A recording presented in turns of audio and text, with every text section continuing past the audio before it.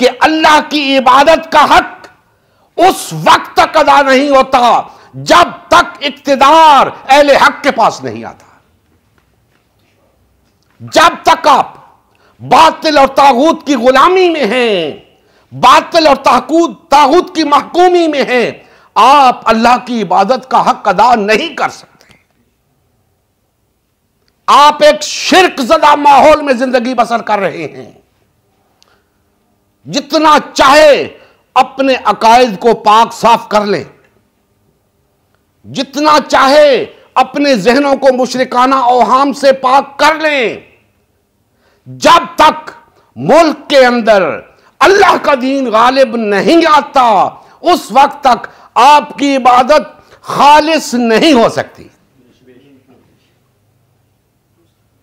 तो अगर हम अपनी इबादत को खालिस करना चाहते हैं तो हमें इस रुए जमीन के ऊपर अल्लाह का इक्तिदार कायम करना है, जिसे खिलाफत कहते हैं।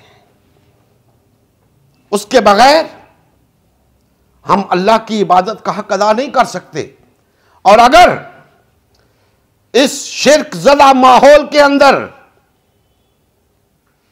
हम बहैसियत मुस्लिम पारसाई का दावा करके बैठे रहेंगे, मुतमईन रहेंगे, तो हक अदा होना तो दूर की बात है। ऐसी इबादत, ऐसी पारसाई काबिल कबूल ही नहीं। इन हालात के अंदर, इस माहौल के अंदर सिर्फ वो इबादत कबूल है जो अमले साले की शक्ल में गलबे दीन हक की बहाली की जिद्दोजहद की सूरत में हो रही है। सिर्फ वो इबादत काबिल कबूल है। जो लोग गलबे दीन हक की जिद्दोजहद से फारिग हैं, उनका अल्लाह की इबादत के साथ कोई ताल्लुक नहीं। इबादत आज अगर काबिल कबूल है तो सिर्फ उन्हीं लोगों की है जो अल्लाह की हाकमियत के क़याम के लिए कुछ करना चाहते हैं, जीना चाहते हैं, मरना चाहते हैं, अपना सब कुछ लुटाना चाहते हैं, अपनी सलाहियतें, अपनी तवानाइयां लगाना चाहते हैं, अपना माल, अपना वक्त लगाना चाहते हैं, और अगर जरूरत पड़े तो अपनी जान भी देना चाहते हैं। और जो लोग सियासत को दीन से निकाल चुके हैं और सियासत के बगैर जिंदगी गुजार रहे हैं और मुतमईन बैठे हैं कि हम अल्लाह की बंदगी कर रहे हैं, उन्हें आगाह हो जाना चाहिए कि भाइयों, जिस तसव्वुर को तुमने दीन बना रखा है वो नाकिस है। निकल आओ उस तसव्वुर से, आओ दीन के सही तसव्वुर को अपनाओ, आओ मिलकर इकट्ठे होकर एक जमात बन के अल्लाह के दीन के गलबे के लिए जिद्दोजहद करें, ताकि इस माहौल के अंदर भी, मुशरिकाना माहौल के अंदर भी, हमारा जो अमल हो वो अमले साले तसव्वुर हो, वो अल्लाह की इबादत तसव्वुर हो। अगर हम इस जिद्दोजहद के लिए नहीं उठते,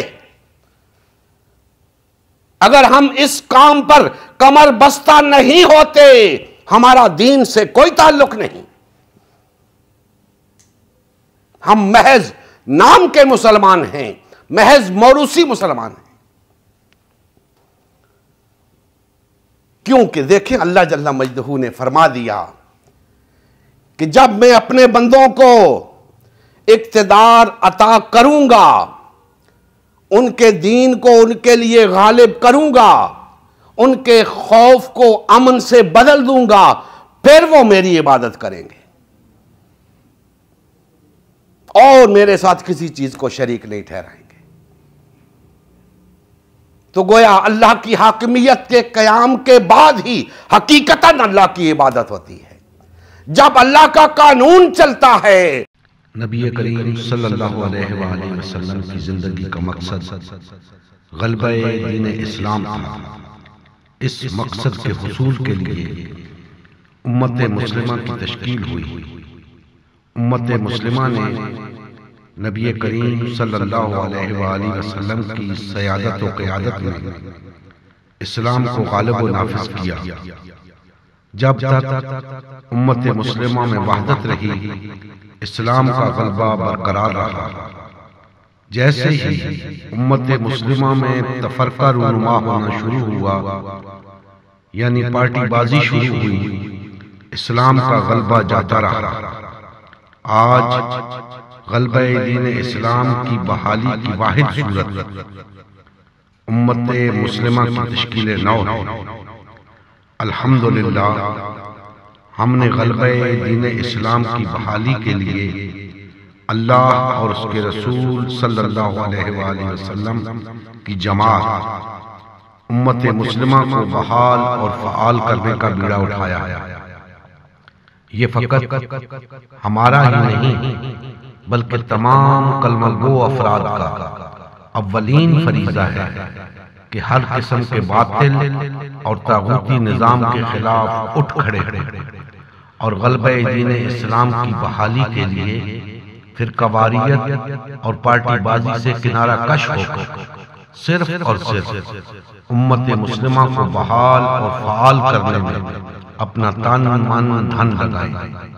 आइए इस मिशन का हिस्सा बनकर दीनी गैरत और हमीयत का सबूत देते हुए अपना फर्ज मनसबी अदा कीजिए। मजीद तफसील के लिए हमारा यूट्यूब चैनल उम्मत मुस्लिमा सब्सक्राइब कीजिए। हमारा फेसबुक पेज उम्मत मुस्लिमा की तश्कील नौ लाइक कीजिए। इस पैगाम को ज्यादा से ज्यादा शेयर कीजिए। सवाल और जवाब या फीडबैक के लिए हमारा व्हाट्सएप ग्रुप या मैसेंजर ग्रुप ज्वाइन कीजिए या इस नंबर पर राब्ता कीजिए। नंबर और तमाम लिंक्स डिस्क्रिप्शन में भी मौजूद हैं। जज़ाकुमुल्लाहु खैर।